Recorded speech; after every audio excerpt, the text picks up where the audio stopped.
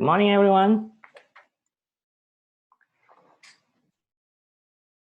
So let me see. Let's get started. So if every one of you can just send me a text message, say hi. So I'll take less as attendance later. Okay. So go ahead and then use the chat option.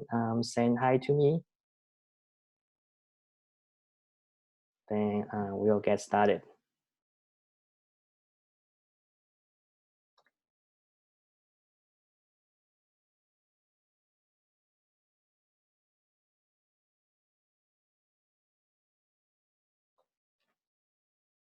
Yeah, you can say good morning. That works.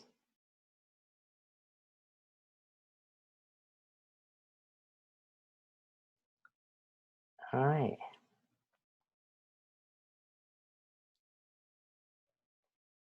So let's see.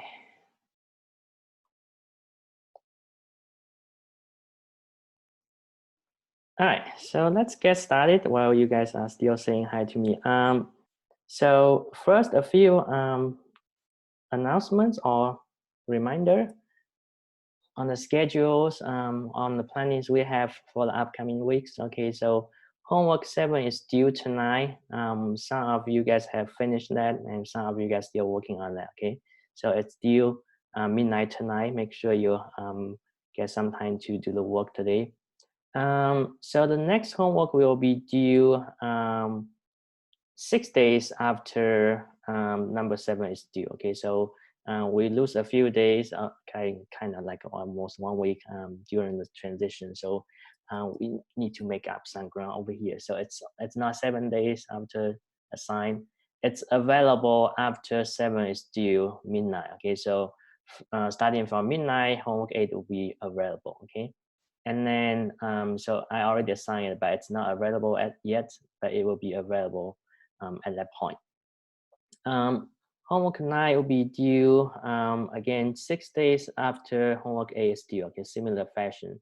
Then on the Wednesday of April 8th, we'll have our exam 3. That's just before the Easter break, okay? So that's our schedule for the next few weeks, the assignments and the test, okay?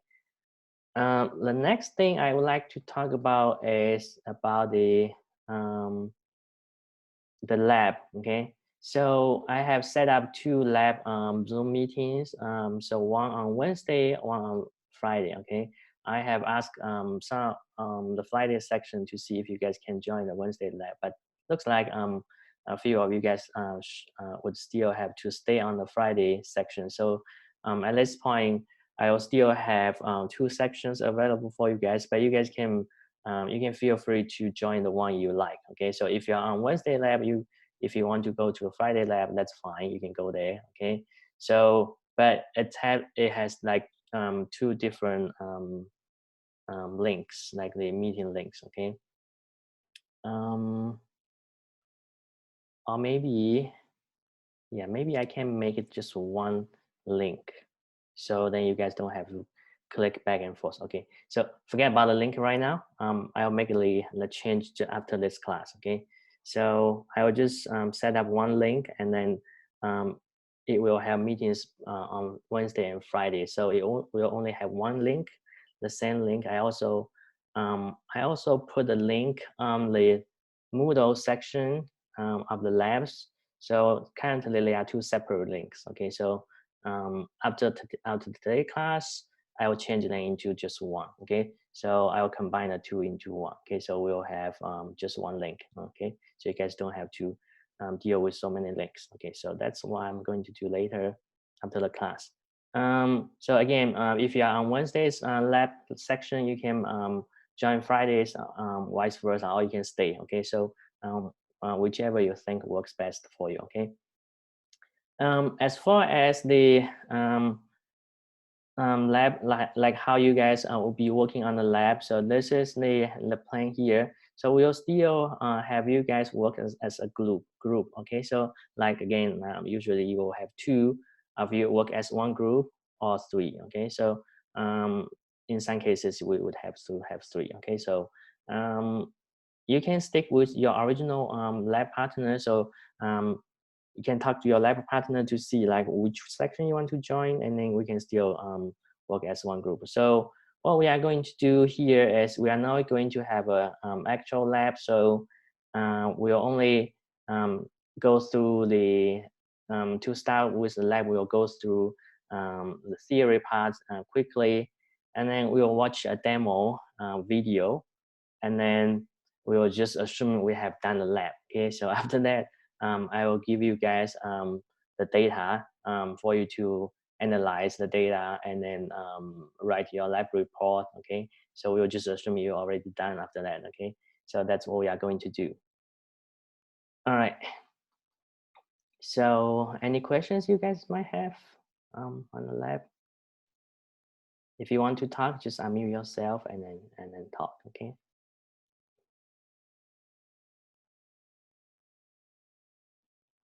Okay, so if not, then we'll get started with today's lecture.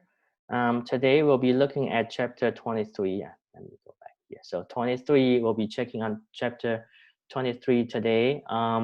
Electromagnetic induction. That will be the what we will be talking today. And then later on, we may be talking about AC circuit, etc. Okay, so let's get started. So you guys probably have seen wind turbines around. So if you travel to Columbus, there's a few of them at the north side of the Columbus. Okay, so these wind turbines they appears since the last 10 years or so. Okay, it's they are pretty new, as the most countries in the world try to harvest energy more efficiently and more in a more clean fashion. Okay, so wind turbine actually they harvest the energy from the wind. So when the wind hits the blades of the turbines, then it will drive the turbine. So that in that case, the turbine will gain mechanical energy because it starts to move. Okay, so then in physics one, we learn that if something starts to move, then there's a kinetic energy there. Once we got kinetic energy on the turbine actually will rotate, and then it will generate electricity. Okay, so that's the topic we are going to be checking on today to see how electricity will be generated. Okay, so that's the main topic of this chapter. So we will get started. All right.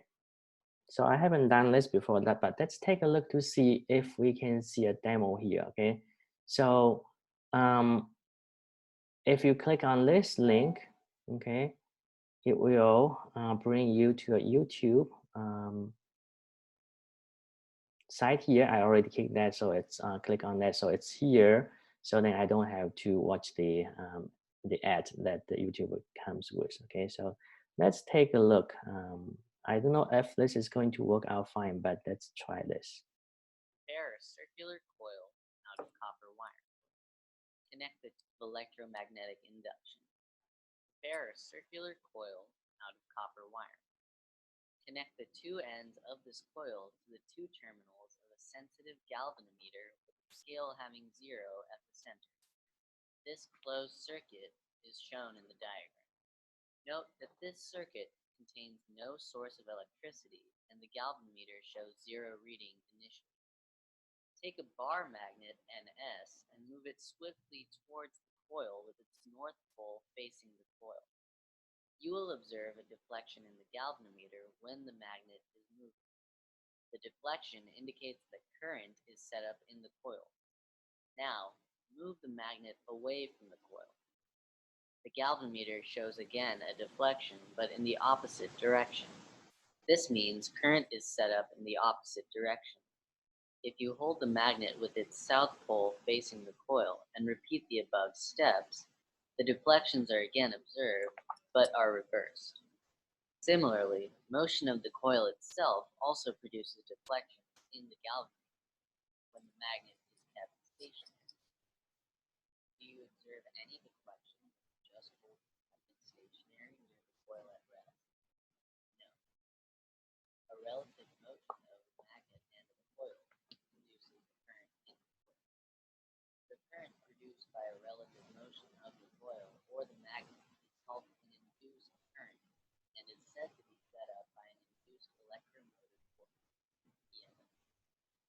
introduction of an induced EMF coil closed circuit by a relative magnet and its coil is called the phenomenon of electromagnetic induction.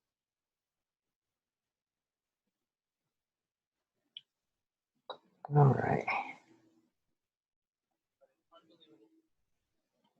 All right. So as I said, I never tried this before with a Zoom. Can you guys tell me if it worked fine? Can you hear the sound okay as the image and like video breaking up? You can unmute yourself and then let me know or send text. I heard it fine. Okay, thanks. It was a little hard to hear for mine, but I just turned up my own volume. Okay.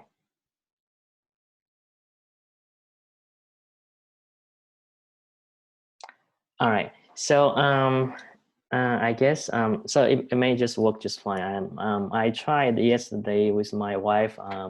So it didn't work out quite well. So apparently the network we got home maybe not as good as yours, but we'll see. Okay. So in the future, if it gets kind of disturbing, then I will ask you guys to watch the demo by yourself. I would probably just give you like a couple of minutes on the video. If it's like 2 minutes, I'll give you 2 minutes. If it's like 10 minutes, I'll give you 10 minutes. Okay, so but usually we don't have like 10 minutes video. Okay, so we'll see. I was pretty much just concerned about the lab video we are going to play because typically it's a few minutes. Okay, so if it doesn't work out well, then I'll ask you guys to watch it directly on your end. Okay, so that might work better. Okay, so it looks like it works just fine for right now. Okay, thanks.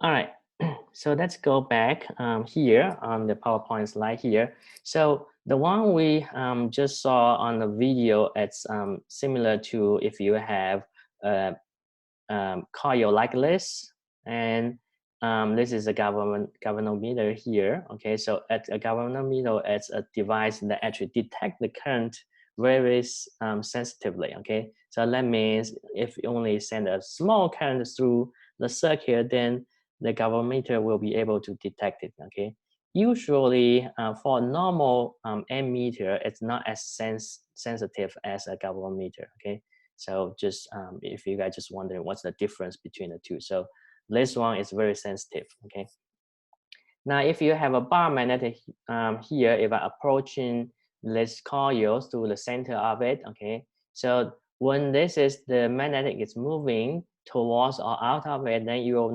notify the current generate in the circuit in the coil and the galvanometer. Okay, so that's called induced EMF. So basically, you'll have electric potential being induced at the two ends of the coil, and then that will generate electricity or current through the circuit. Okay. Now, a very similar experiment you can do on induced EMF is if you have a circuit like this. Okay, so say there's a battery connect to a certain resistor and then connect to a coil. Okay, and then there's a switch over there. Now, if you have a metal bar here, okay, going through this coil, and then on the side here, there's a second coil here that is connected to a galvanometer here. Okay, so in that case, if you just close the switch, then the moment you close the switch, you'll see the needle will pointing to some non-zero values on the reading here. So that means you will see electricity generate in the second circuit here, or the secondary circuit in this coil, in the coil in the right. Okay, so this circuit here, you can see clearly there's no battery or power supply in it. So then the signal or the electricity generated inside the secondary coil should be coming from the induced EMF. Okay, so what happens is here is when you just close the switch, there will be current going through this one, and then that current is changing. Okay, so then there will be magnetic field generated by this coil through this metal bar here. So then there's magnetic field over here, which is changing, okay, will produce EMF in the secondary circuit, okay. Soon after you close the switch, you'll see the needle will go back to 0, all right? And then even though if you keep the switch closed, you wouldn't see anything or any non-zero numbers from this dial here. So soon after this is closed, then the primary circuit here will now have a steady current, okay? If you have a steady current, that means you'll have a steady magnetic field generate, okay? So in that case, then there wouldn't be anything generated in the secondary. So only when there's changing current in the primary circuit, then you'll see there's a current generated in the secondary circuit, okay? So that's the case. Similar to the first demo we saw on the video, if you just put this magnetic bar inside the coil here, you wouldn't see anything there, okay? Only when there's the movement of the bar, then you'll see this electricity generate here, okay? So on this one here, the one on the right here shows here. So if you observe, what you'll see is going to be like this. So the current you're going to see in the secondary circuit will be 0 as long as the current in the primary circuit is not changing. Okay, so that means soon after the circuit is closed, then you wouldn't see any current produced in the secondary coil. Okay. Secondly, the current flows in the secondary coil while the current in the primary is changing, okay, or that would be the first, what we will be seeing, okay. So whenever there's current changing in the primary circuit, and then there will be current flow in the secondary, okay. Now, if you keep the switch closed, and then after some time, you open the switch again, then you'll see again there's current flow in the secondary circuit, but this time it will be in the opposite direction, okay? The current flow in the secondary will be in the opposite direction when you open the circuit compared to when you just close the circuit in the primary, okay? So you're pointing to a different direction. All right. Now, lastly, if you change the power source or change the resistance, then you'll see that the magnitude of the induced current in the secondary coil will be proportional to the rate at which the magnetic field is changing. Okay, so if you change the power supply to a larger one or small one, you'll see that. Okay, you'll see like the needle will not go in the secondary will not go as far as the if you have a larger battery. Okay, so for a small voltage battery, you're just pointing to a smaller number. Okay, so that's a few things you can observe on that combination. Okay, all right. So if we construct a simpler device, if we just have a wire like this connecting the two terminals of the galvanometer, and then you just have a couple of turns over there. You can still place a bar magnetic, approaching a bar magnetic to the two coils that you just made. Okay, so in that sense, you can see here. So we can visualize by drawing the magnetic field lines here. Okay, so at some point you probably have more magnetic field lines going through the coil than at other instance. Okay, so you can see here, if you take this away, then you have less magnetic field lines going through this coil.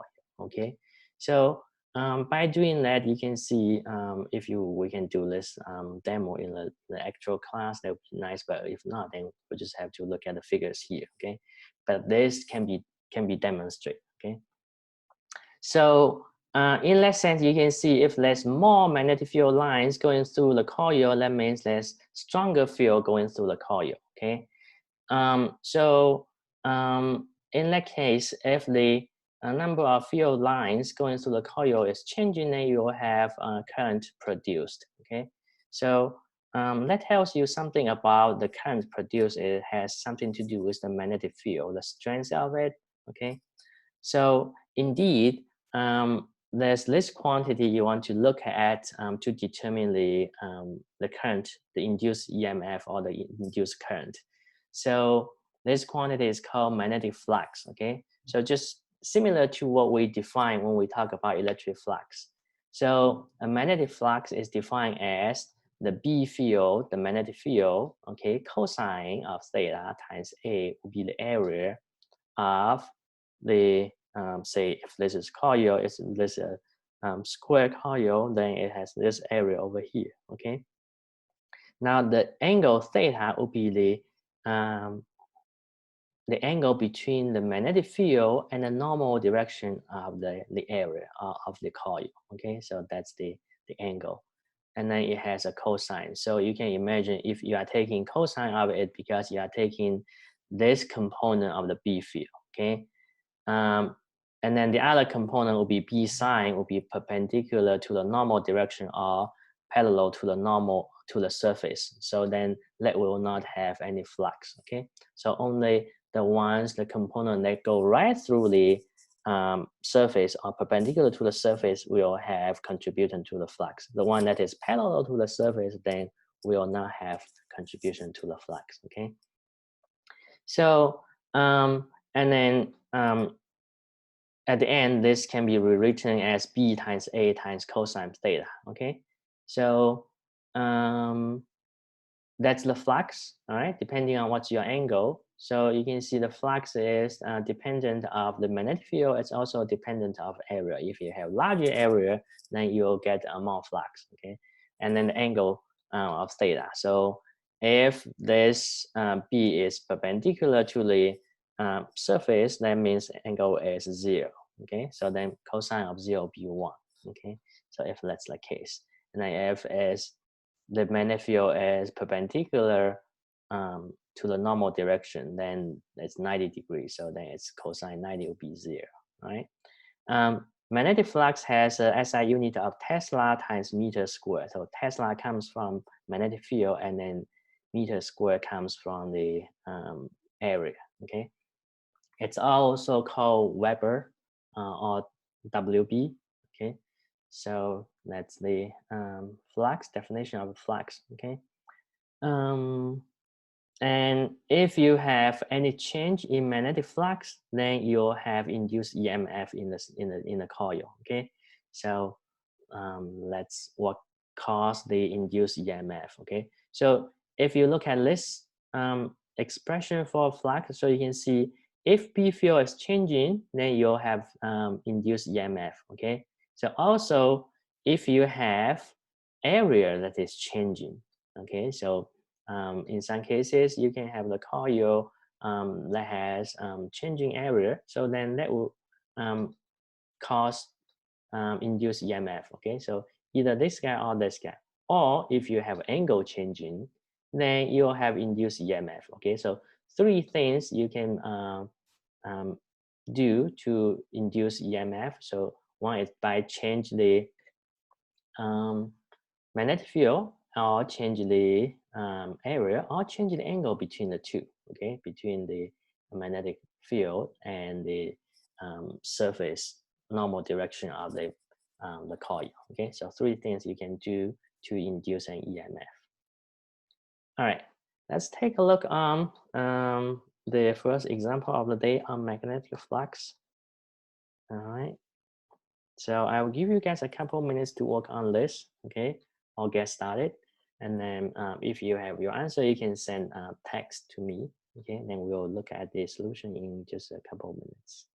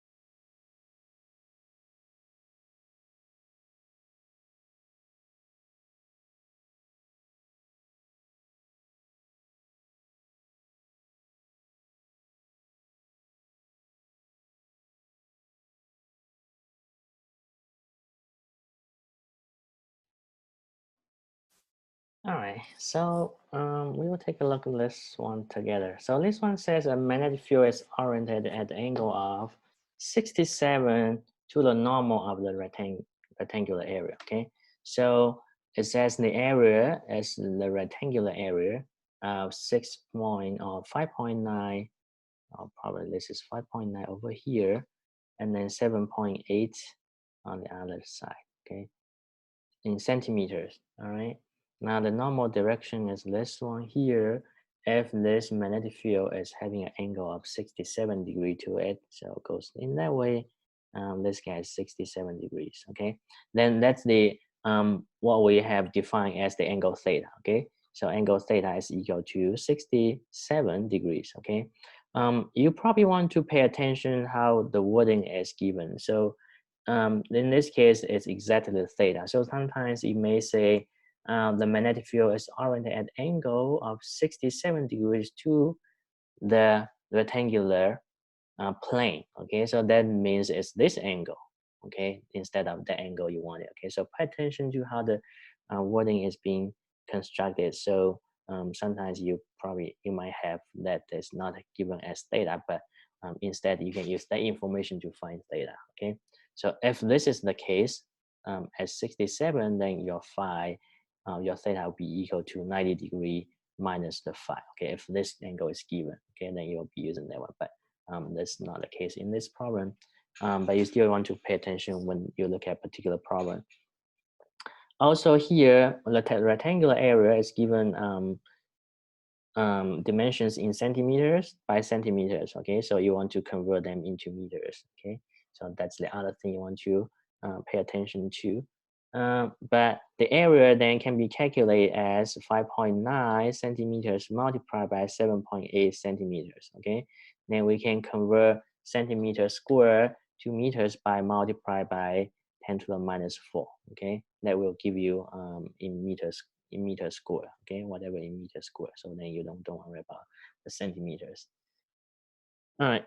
It tells you the magnetic flux through this surface has a magnitude of 4.8. So that gives you phi as 4.8 times 10 to the minus 5 Tesla meter square or Weber. Okay, so whatever you want to call it. So it's asking for the magnetic field. So we know that flux is equal to B times A times cosine theta. We are given theta. We are given area. We are not directly given area, but we can calculate area from the dimensions. Okay, we are given this. So you can calculate for your B magnetic field. That's all you are looking for. Okay, so B then is equal to phi divided by A cosine of theta. Okay. Then you plug in the numbers, 4.8 times 10 to the minus 5, divided by the area, 5.9 times 7.8 times 10 to the minus 4, which would be then in meters square, okay? And cosine of 67 degrees, okay? So after that, you can calculate your B field to be equal to, if I did this correctly, 0.027 Tesla, okay? All right, so this will be the first one here, okay? Any questions you guys might have?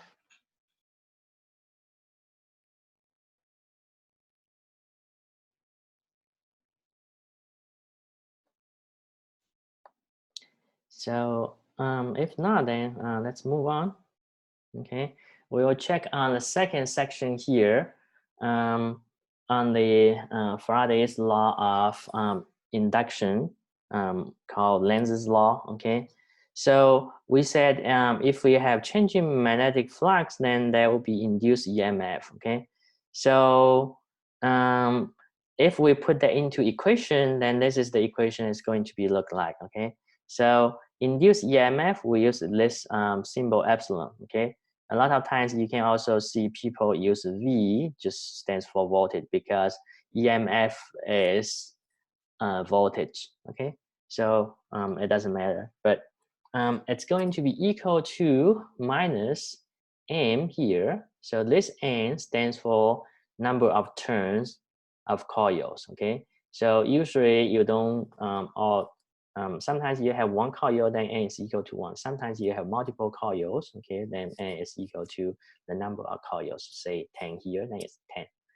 Now, the change in the flux over change with time. So delta phi over delta t, okay?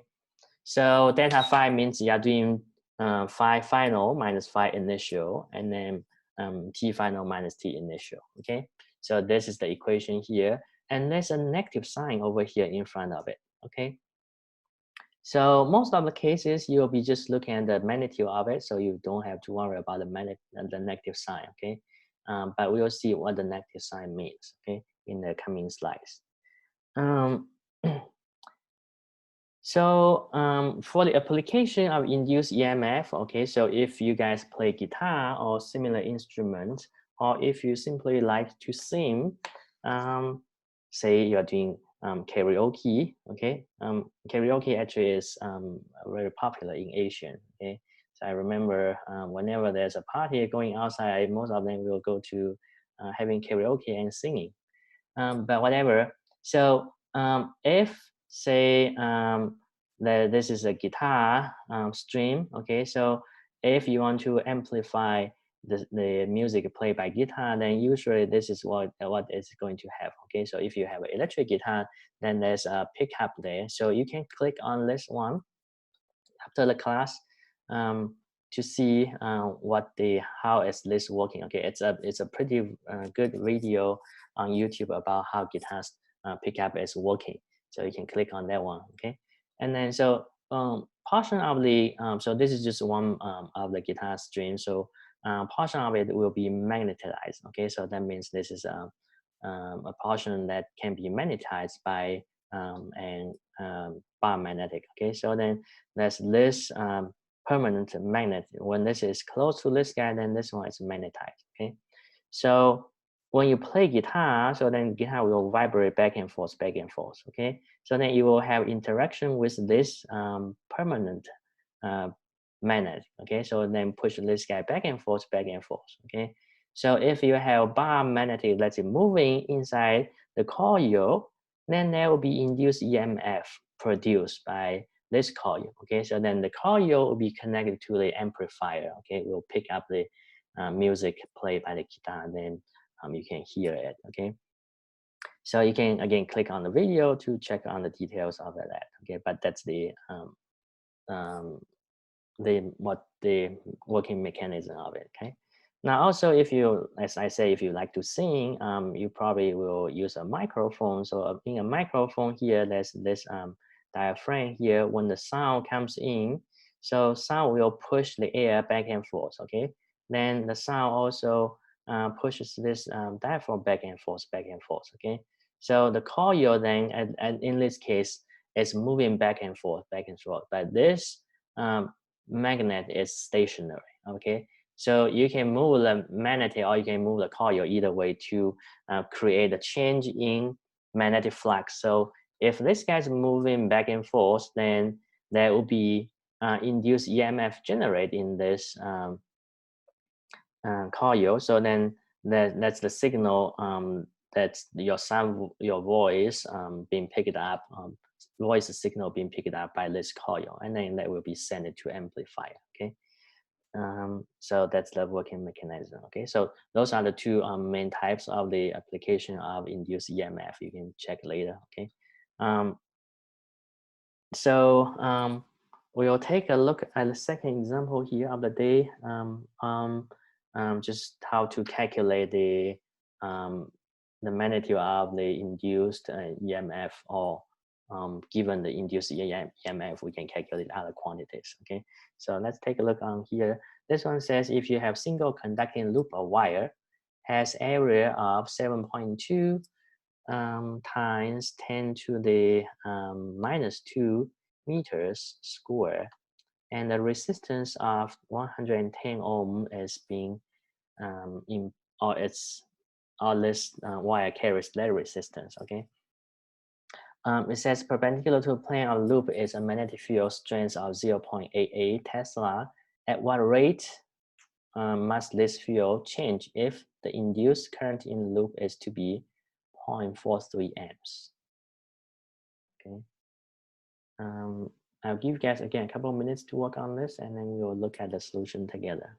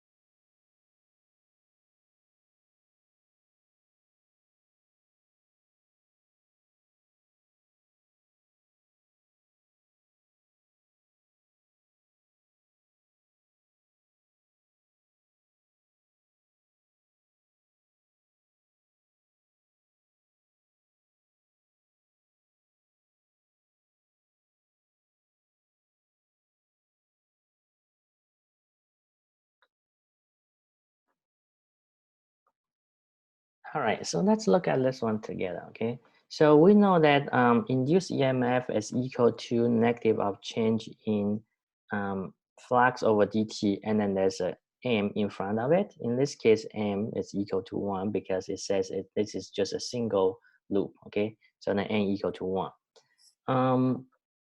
And it says the area, so the area is 7.2 times 10 to the minus 2 meters square. So the flux, according to the definition we got in the previous section, is going to be BA cosine theta. In this case, theta will be 0 because it says the magnetic field is perpendicular to the plane of loop. Okay, so that means the magnetic field and the normal direction of the plane is in the same direction. So theta is equal to 0. So then cosine of theta will be equal to 1. Okay. So then the flux is just equal to B times A. All right. A is this guy is not changing. So then in order to have change in flux, that is going to be the change in magnetic field times A. Okay, because A is not changing. This one is not changing. Not changing. Okay. So then B has to be changing in order to have change in flux, which will cause the induced EMF, okay? It also tells us that the loop has a resistance of 110 ohms, all right? And then you want to have the current in the loop to be 0.43 amps, okay? So now according to Ohm's law, you can apply these two together. You can do I times R, okay? And then that will give you the voltage in the loop, okay? So I times R equals to the voltage in the loop. That means the induced EMF, the induced voltage, okay? So that's that guy. So you can calculate, you can see what's this guy it is, all right? So then that can go back to this over here, okay? So 0.43 times 110 ohms is going to be equal to negative of delta phi over delta t, okay? Now delta phi is equal to this here. So you put this one over here. So then it tells you this is minus delta b times A over delta T, okay? A is given, all right? We are looking for at what rate must this field be changing? So that means we are looking for this quantity, actually. This is what we are looking for, okay? We are looking for this guy, okay? So then you pretty much have 0.43A times 110 almost equal to minus of this quantity delta B over delta T that we are looking for times 7.2 times 10 to the minus 2 meters square. Okay, so then you can solve for this one.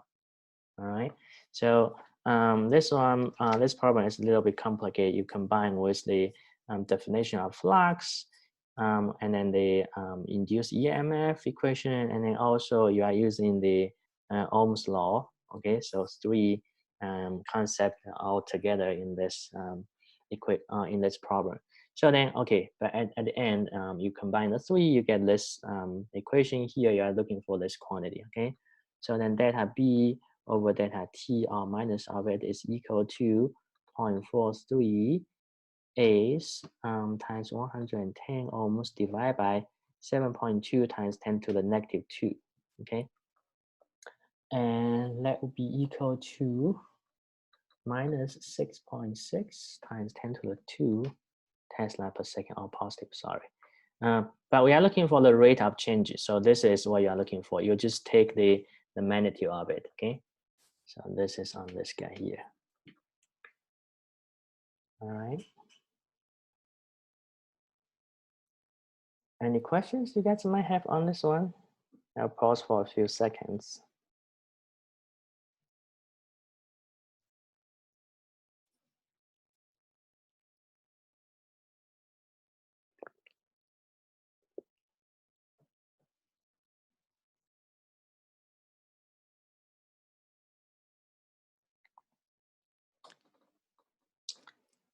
All right, if you are clear, then we'll move on. Okay, so now let's talk about, so when we first had that, let me bring this back up. So when we have this expression, we call the Lenz's law, mathematical expression of Lenz's law. So now let's talk about the negative sign, okay? So the negative sign here comes from the fact that if we go back to the PowerPoint slides here, the induced current always flow in a direction that opposes the change that causes it, okay? So that's where the negative sign comes, okay? So because there's change in flux, then there's induced current, okay? But the induced current will then again produce an induced magnetic field, okay? So this induced magnetic field should be opposed to the change that caused it, okay? So what does that mean? Let's take a look on the figure here on the left here, okay?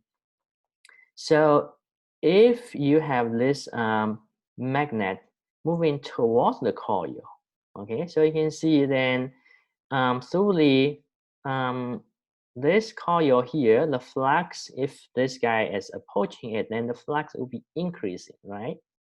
Because the magnetic field, as the bar gets closer, the magnetic field inside here will be stronger, okay? Although the A area doesn't change, but the B field gets intense, so then flux increases in this loop, okay? Now there's changing in the flux in the loop here, so there will be induced current in the loop, okay? Now, what will be the induced direction of induced current? That will be opposed to the increase of magnetic field, okay? So that means magnetic field is increasing when you move this guy towards the loop. So then there will be a current inside the loop that will produce an induced magnetic field that will be opposing in the original direction of the magnetic field. So this small bar here will be the magnetic field produced by this current induced in the coil, okay? So this then will be opposite to that, okay? So then you can use your, again, your right hand rule. You can align your four fingers with the direction of the current, or you know the direction of the B field will be in this direction, then the thumb will be in the direction of the current. Okay, so that tells you the current will be in this direction. Okay, so the negative sign in the equation merely is used to determine the direction of the induced current. Okay, so most of the time we'll be just looking at the magnitude of the induced EMF. We don't have to worry about the negative sign. Okay, it's used to determine the direction of the induced current. All right. Now, in a different cases, when you have this guy moving away from this, okay. So if you are moving away, then your magnetic field inside the coil will be decreased. So to make that up, or to oppose to that decrease, you want to induce a current inside the loop that is in the original orientation of this guy. So then the decrease of the magnetic field is not as much as if you don't have this induced current. Okay, so it's again opposing the decrease of it. Okay, so then you will have that guy. So in this case, your current will be in the opposite direction as this one. All right, so this is Lenz's law.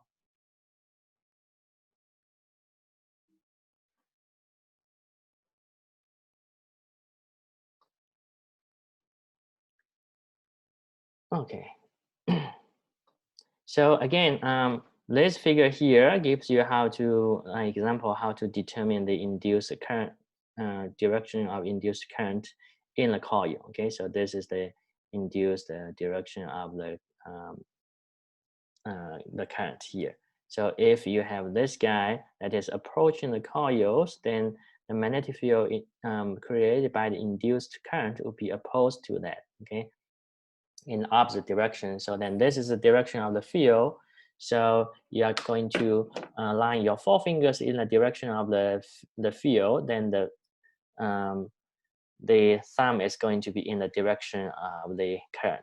Okay, so the current will be going upward. Okay, on the other way, if you are going away from that, then the current will be in the downward. Okay, so you can check on this 3 examples to get you familiar with how to apply your right-hand rule number 2, okay, to determine the direction of the current.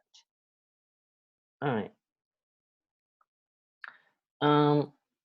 So we have checked section 1 and section 2 of the chapter. I'm going to jump to section 4 first and then going back to section 3 later, okay?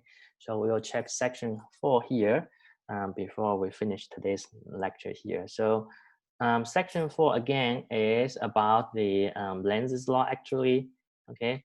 So it's pretty much on the application of Lenz's law, all right? So one of the application for Lenz's law is the eddy currents, okay, which is when you have a piece of metal, okay, if that is moving inside the magnetic field, okay, so then there will be eddy current create in the metal, okay. So in this case, if you have this guy, I do have a demo we can see in class, but since we are not in class, so we couldn't do it. But typically, you have a piece of metal, you can have a bar magnetic going through it. Okay, so if you don't have a bar magnetic, it's going to drop quickly. But if you have bar magnetic, it's going to go slowly. That's because there's eddy current produced in the metal, which is in the oppose of the motion that cause the eddy current. Okay, so then there's counter force being created. Okay, so if you have a metal here, if you let it drop through a magnetic field, okay, so then there will be eddy current created, which will have the current will have a force by the magnetic field, which will be opposed to the motion, okay, caused by the gravity. Okay, so the motion will be caused by the gravity going downward. There will be a counter force, okay, in the presence of magnetic field. Okay, so that will prevent the metal go actually down more slowly. Okay, so this effect is also called magnetic damping. Okay, so some application of it would be like the electric brake. Okay, so when you apply electric brake, then you actually create magnetic field in this region where the brake is where this drum is rotating. Okay, so then this is a piece of metal. If you send the current in the coils, you will create magnetic field in that fashion. So then you will create the damping force that is going to slow down this rotating disc very quickly. Okay, so that's the magnetic brake. Okay. Also, if you have a piece of metal here that's going back and forth, all right, if there's a presence of the magnetic field, then this motion will be damped quickly. All right. Now, in the case if you make this small slits over here on the sheet here, then the damping factor will not be as much, because then you'll see small eddy current will be generated in this small part of pieces here, which will actually create counter force. I think we'll see that in the next slides over here. Or this is the one that explains why the damping will be more effective if it's a intact piece without cutting slice through it. So then there's just a whole single eddy current created through the piece here will generate a damping force F. Okay, so but when you cut the piece into like this fashion, then there's small eddy currents created here. So in here they are in the same direction, but over here they are also in that direction. But if you're looking at the two eddy currents here, so here and here, the current are in the opposite direction though, so the effect will be canceled out. Okay, so effect will be canceling out by neighboring loops in the opposition. So then the damping factor will be not as much. Okay. The application of this eddy current can also be used to sort out trashes if you want to sort out metals. Okay, so say the trash in the truck here consists of like metals and non-metals. So if you have a magnetic field here present, then the metals will be stacking over here because there will be damping force on it. Okay, so the rest will just go down. Okay, so the metals will be accumulated over here. Okay, now also you can use this eddy current to detect metals. So this is what is being used in military. So to detect like the explosive or weapons on the ground. Okay, so pretty much there's this magnetic piece over here. Okay, if there's metal close by, then when this is being sweeping over here, there will be drag force on this. Okay, so then you can detect metals. Okay. Also, if you guys were in the chapel last year when we have the 50 year anniversary celebration, or actually a couple of years ago, there's a time capsule being buried somewhere on campus. Okay, so then you can create a device like this to detect where that will be. Okay, but it may take so much long time because we have large campus. All right. I guess we'll just stop here for today. Okay, and then we will check the next section later. Okay, any questions you guys might have for now?